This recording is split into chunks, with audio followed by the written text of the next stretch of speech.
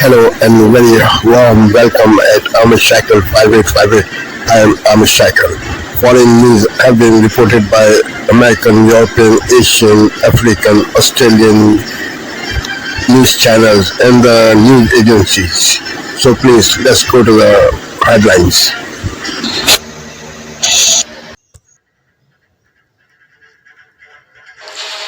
Breaking tonight, caution is intensifying in Minneapolis as Minnesota sues to keep ICE operations out of the state. The growing escalations days after a woman was shot and killed by ICE. Officers smashing car windows, dragging out and arresting a man. Tear gas and flashbangs launched at demonstrators as 1,000 more ICE officers arrive. Protesters surrounding officers blaring whistles. Our reporter at the scene as tensions flare. Also tonight, the criminal inquiry into Fed Chair Jerome Powell. Powell blasting the investigation in a rare video, saying the president is trying to intimidate the Fed over interest rates. What President Trump told our reporter about the probe as some Republicans speak out against the inquiry. Hundreds killed in Iran and many others feared dead as the government cracks down on nationwide protests. What President Trump just announced moments ago. Double murder suspect in court, the ex-husband arrested for killing an Ohio couple, making his first appearance. How investigators linked him to the crime. New surveillance video of an arsonist dousing a synagogue in gasoline before lighting it on fire.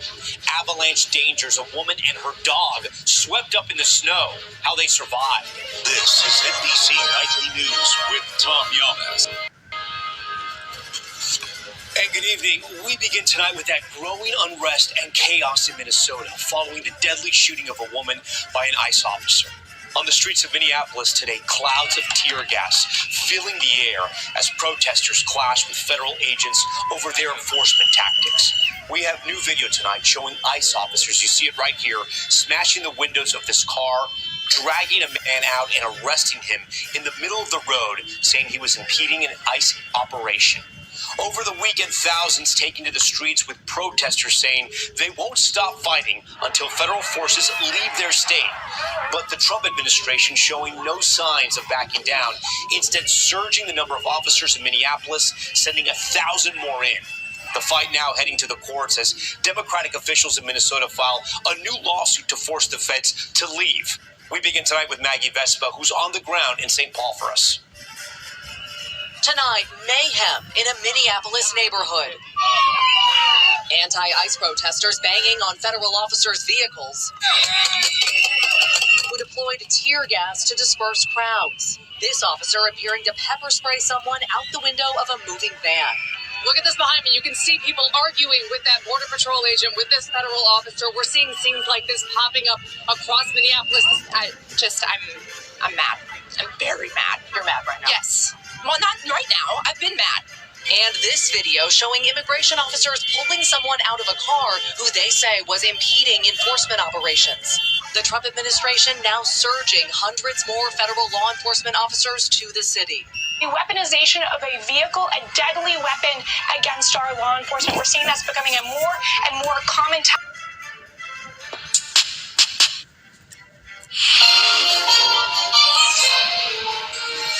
Iran's message to the U.S. this Monday night. We do not seek war, but we are fully prepared for it. And what could happen if the regime falls.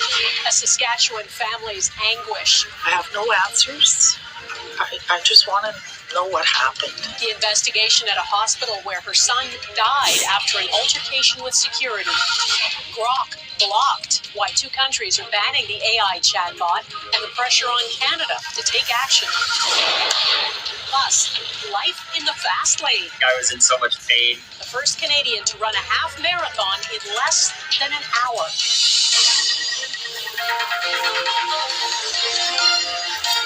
Global National with Donna Friesen. Good evening and thanks for joining us. Iran's rulers who have fiercely cracked down on those challenging their power vowed they remain in control of the country. Getting accurate information out of Iran is difficult because the regime has cut communications. Human rights groups estimate hundreds of people have been killed and a warning the images are disturbing. The dead are being counted and buried. Desperate families searching crowded makeshift morgues for loved ones. There are accounts of unarmed protesters being shot where they stood. Iran's foreign minister says Iran is prepared for war, but also for dialogue with the U.S. Vincent McAviney has our top story tonight. On the airwaves, Iranian state TV only broadcasts images of peaceful, supposedly pro-regime rallies across the country. On the streets, they were even joined by Iran's president. But note the number of nervous-looking security personnel surrounding him. Authorities shut down phone and internet service in an effort to stop footage spreading on social media of their violent backlash against the biggest protest since 2009. It's believed almost 11,000 protesters have been arrested, with one US-based human rights group claiming to have verified the deaths of at least 496 protesters and 48 security personnel. Hospital morgues like this one in the capital Tehran are so overwhelmed, bereaved families are forced to try to identify loved ones on the streets outside. The regime claims they were killed by armed terrorists. But these are the kinds of scenes President Trump said could trigger US intervention, something he reiterated on Sunday night. There seem to be some people killed that aren't supposed to be killed. They rule through violence. But we're looking at it very seriously. The military is looking at it. And we're looking at some very strong options. This weekend saw demonstrations by exiled Iranians around the world. The combination of threats from the US president and an internal economic crisis is putting the regime under pressure. Because of Trump's comments, elements seeking to create chaos went after increasing the death toll in the hope of possibly drawing the United States into intervening. We do not. As violent anti-ICE protests continue to flood Minnesota, DHS is now deploying hundreds of more federal agents to combat the rioters in that state. Matt Finn joins us live in Minneapolis with the details. Hey, Matt. Good morning. DHS sources tell Fox up to 1,000 additional agents will surge the Minneapolis area. That's on top of the already 2,000 agents that are here. But the Democratic Mayor, Jacob Fry, says these agents are going to be met with resistance. We have thousands and hundreds of thousands of people that are standing up for their neighbors right now. We have people that are not taking the bait of this Trump administration because they all know, we know, they're looking for any excuse to come in with greater force and occupy our city. We're grinning down this bear. We are doing right by our city and the people in it, and we're not backing down. Now, cell phone video from the ICE officer who fired the deadly shot at Renee Good seems to show Renee's wife taunting the agent moments before telling her wife to drive off. I said, go get yourself some lunch, big boy. Down the car. Down the car. Get out the car. Get out of the car. And DHS Secretary Kristi Noem is standing by the ICE officer who fired the shots and killed Renee Good in what Noem calls domestic terrorism in Mayor Fry's city. If you look at what the definition of domestic terrorism is, it completely fits the situation on the ground. This individual, as you saw in the video that we released just 48 hours after this incident, showed that this officer was hit by her vehicle, she weaponized it, and he defended his life and those colleagues around him and the public. Also, new video leading up to the moments of Renee Good's shooting death by an ICE agent on Wednesday.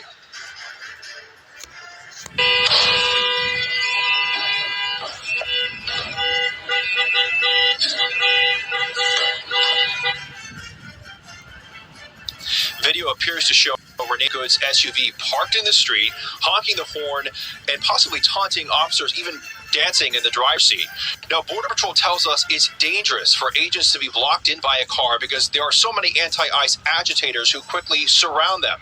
Also, a new video from late yesterday apparently shows federal agents using crowd control tactics, firing tear gas and pepper balls at protesters outside the federal building where ICE detainees are being held. An independent photographer who was there says protesters tried to stop traffic in and out of the federal facility. Now, Fox News did a ride-along with Border Patrol here. We saw saw cars trailing agents for miles around the city, even after the shooting death of Renee Good. One car even intentionally blocking in federal agents. At one point, Border Patrol warned 2 women to stop trailing them. If I continually see you following us, interfering with us, honking your horn, blocking our cars, you have a very high probability of making a really bad decision and being arrested today, okay? I think I'm making I'm not. the right decision. So you heard Mayor Fry say that there are thousands and thousands of people protesting and resisting against ICE here. During the ride-along, we saw that in real time. You know, as soon as these Border Patrol agents get out of their car to apprehend anyone or question anyone, they're surrounded by people with those ear-piercing whistles. And so there are neighborhood watches here for immigration agents, and they are in full effect in Minneapolis right now. Back to you guys in New York. All right, thanks, man. What's happened is unacceptable, and what they're obstructing, because ICE has released some of the people that they have arrested that they claim to be watching these protesters. So someone was convicted of homicide, a Burmese national. They got arrested by ICE, a Guatemalan illegal alien in the country. Wanted for homicide, already committed homicide, was arrested. Attempted homicide from someone from Sudan. A Somalian convicted of manslaughter. A Mexican illegal convicted of homicide. 2 counts of homicide, Sierra Leone. 2 conviction of homicide, alliteration. And Sudan national convicted of homicide, rape against a child. I mean, the list goes on and on and on. And these guys that are in the middle of the street, including, tragically, the woman that lost her life the other day because she tried to ram an officer, are all preventing ICE from doing their job, arresting those people. So they're protecting those criminals 100%. instead of protecting the law enforcement who's out there trying to make Minnesota safer. Homeland Security Secretary Kristi Noem, she announced an updated restriction on the congressional visits to these ICE detention facilities because she says when these lawmakers go in unannounced, it creates unsafe conditions for the lawmakers and for the ICE agents. And she said they're all trying to get in these detention centers. It's a circus-like publicity stunt rather than legitimate oversight. So lawmakers now, if they want to go into one of the ICE facilities, they have the right to do that. They just have to know. This is Sky News, the headlines. Hundreds are killed in Iran's crackdown on protesters. We hear the story of one teenager killed as he demonstrated alongside his classmates, and all while America weighs up its response. Former Chancellor Nadine Zahawi becomes reform's biggest defector yet, but the Tories say he only went after he was denied a peerage. Also ahead, disgusting and shameful minister's message for X, accusing Elon Musk of putting abusive users before women and children. Hello there and welcome. Iran has killed hundreds of people in a crackdown on protesters. The regime's response to the most serious threat it's faced since the Islamic Revolution in 1979 has been brutal. In recent days, the Institute of War has counted 38 separate demonstrations in the capital, Tehran, and 57 across the country, but none that we've been able to confirm so far. Instead, the streets were occupied by rallies of the regime. The attacks are on the table. But it looks like the US wants to try and have in a moment. But first, in a large warehouse on the outskirts of Tehran, we see the floor area covered in body bags. And we see men and women moving among us, searching for a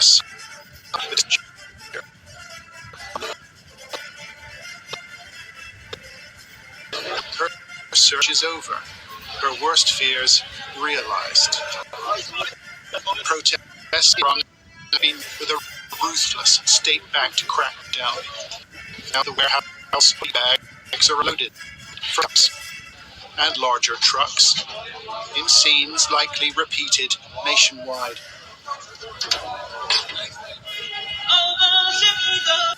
State television way this story. Thousands of flag-waving Iranians parading through the center of the capital, pledging their devotion to the regime. This is the only version of reality now permitted by the state. All other forms of communication, phones, internet, Starlink receivers, have been cut.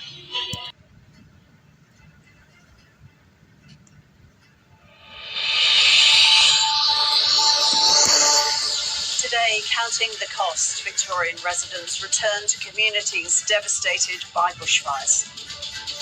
We are starting the bushfire cleanup program.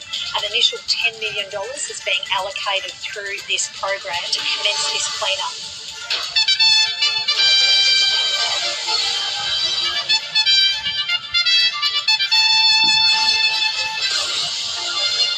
Heavy rain drenches already saturated parts of Queensland, with flash flood warnings still in place.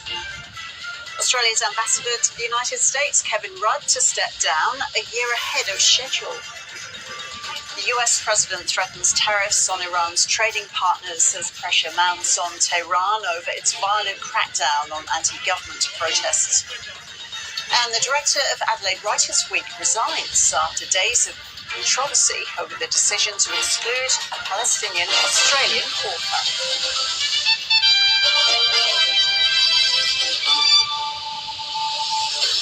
Hello and welcome to ABC News. I'm Ross Childs. Victorians have started returning home to their fire-ravaged communities as authorities warn essential services will take some time to come back online. All emergency warnings have been downgraded, but hundreds of crews are continuing their efforts, with 12 major bushfires still burning across the state. While some are counting the cost of the fires, others are being told it's still too dangerous to return home. 500 structures have been lost, with downed power lines, fallen trees and poor connection issues hampering recovery efforts. Amid the destruction, there are many stories of communities coming together. Authorities in Victoria have pledged a $10 million clean-up fund to help those affected get back on their feet. And this is particularly focused for uninsured and underinsured households who've lost their primary place of residence to be able to get underway with the cleanup. It builds on what we announced yesterday when I was in Natimuck of the funding for the household re-establishment grants of up to $52,250 for uninsured people who don't have building and contents insurance. And this is to provide that immediate support to start that rebuilding journey. It's a long one, but we need to start it with the clean-up work, which is what this funding is for. Around 50 homes have been lost in the large Ravenswood Harcourt bushfire, which has now burnt out an area around the size of the city of Melbourne. Toby Hayden is the mayor of the Mount Alexander Shire, which takes in the area, and he joins us now. Toby Hayden, welcome. Hi, Ross. Thank you. So what's it like there right now? How are people coping? Yeah, look, we're in that process now of moving from relief to recovery. We had a couple of relief centres set up both outside the Shire, Roz. We were unable to set up recovery relief centres in the Shire because of the threat to Castlemaine and the other towns in the Shire. So we're grateful to our neighbours in Macedon Ranges and Greater Bendigo for accommodating some of our displaced residents in Kyneton and Bendigo. Now we've got a recovery centre up at the Castlemaine Town Hall, and that's at 25 Littleton Street in Castlemaine, and that's a place where we can bring members of the community.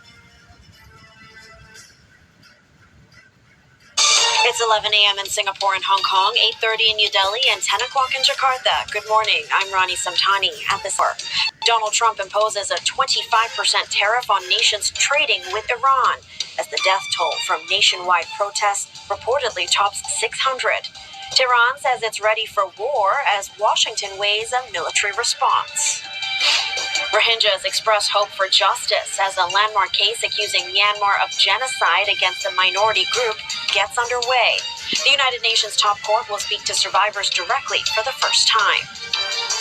And the leaders of Japan and South Korea look to bolster ties amid heightened tensions between Beijing and Tokyo. Sane Takaichi and Lee Jae-myung set to hold a summit today.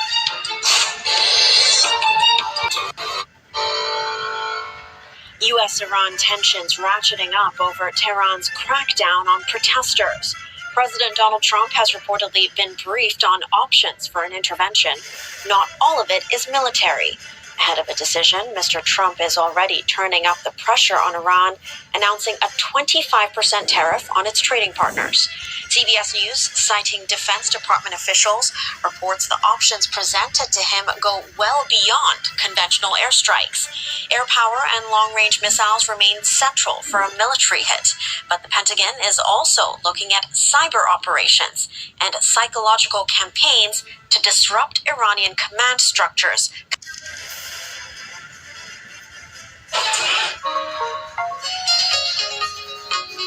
Africa News. The news.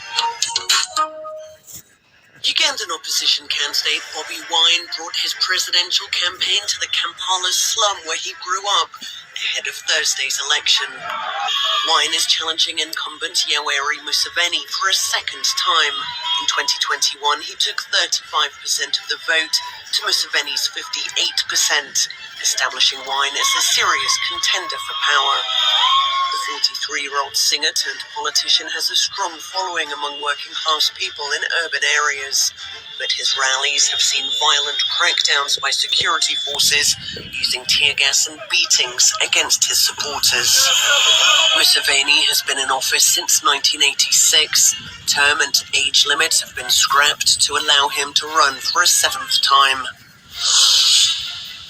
The government of Ghana has announced it paid $1.47 billion in 2025 to clear long-standing debts in the energy sector. The move, officials say, restores stability and international credibility to the country's power system. According to the Ministry of Finance, the payments included $597.15 million to fully reinstate a World Bank partial risk guarantee that had been exhausted under previous administration. Officials say the comprehensive settlement, completed within President John Dramani Mahama's first year in office, marks a decisive reset of the power sector after years of arrears that threatened electricity reliability and investor confidence.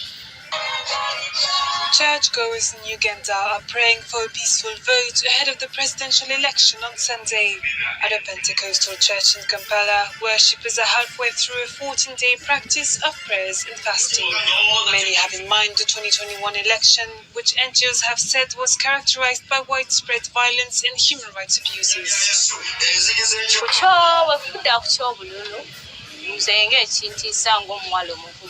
What scares me about this election as a young woman is that the last election was very violent and a lot of people died.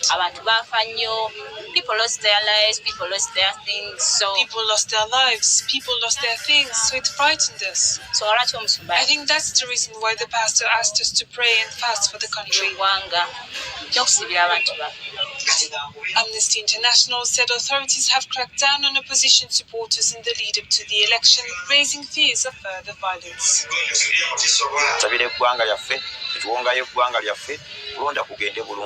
We are praying for our country. We are committing our country so the elections can be peaceful. There are some people who can easily snap into violence, and they may not even understand how, but the consequences harm everyone. That is why we pray for our country. We pray for security operatives, the Electoral Commission, for the voters and everyone else. Catholic bishops in Uganda have also called for fair and peaceful elections. Ugandan voters will be called to the polls on Sunday to choose their head of state and lawmakers. At 81 years old, incumbent President Yoweri Museveni is hoping to clinch a seventh term. His former rival is opposition leader Bobi Wine in his second run for the presidency. Beneath a sprawling 8-lane expressway, men stand waist-deep in Lagos Lagoon, scooping sand from the murky water to fuel Africa's fastest-growing megacity. Dredging has become a booming business as demand for sand, essential for concrete, and land reclamation rises with Lagos' rapid development. Dredging is an easy process. We extract sand from under the water, which they normally use for houses, filling of lands. So, like this one now, this part actually, this one is the transporter. So when we load it, this one will take it to the destination. But for fishing communities like Makoko, one of Lagos' oldest waterfront settlement, The cost is steep. Badges now operate close to stilted homes, wild reclaimed land and luxury developments ever closer. Local leader Bale Semade Emmanuel says livelihoods are disappearing. Authorities have pledged to crack down on illegal dredging, but residents say enforcement remained inconsistent as Lagos faces rising flood risks from the loss of its natural lagoon buffers. This week on DW.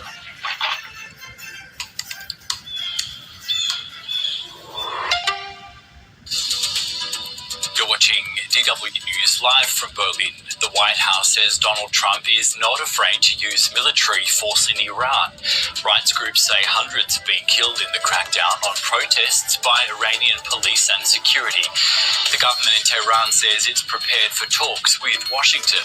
Also coming up, NATO chief Mark Rutte vows to boost security in the Arctic as Europe aims to fend off Donald Trump's interest in Greenland.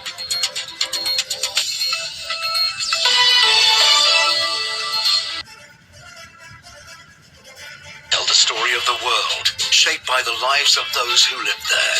Liberté, égalité, actualité.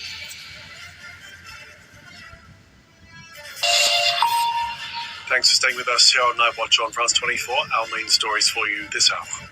Human rights monitors say nearly 650 people are now confirmed to have been killed in Iran's crackdown on anti-government protests over the past 2 weeks.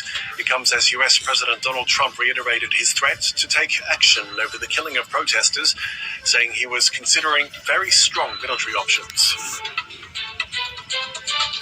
NATO chief Mark Rutte says the alliance is taking steps to ensure the security of the Arctic region, including Greenland.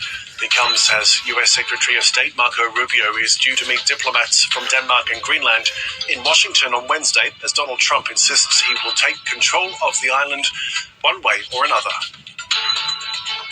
And this Tuesday, France's far-right leader Marine Le Pen begins her appeal to overturn a graft conviction for misuse of EU funds. The outcome will determine if she can run in next year's presidential election, seen as her best chance yet at her lifelong goal of taking the reins of her country.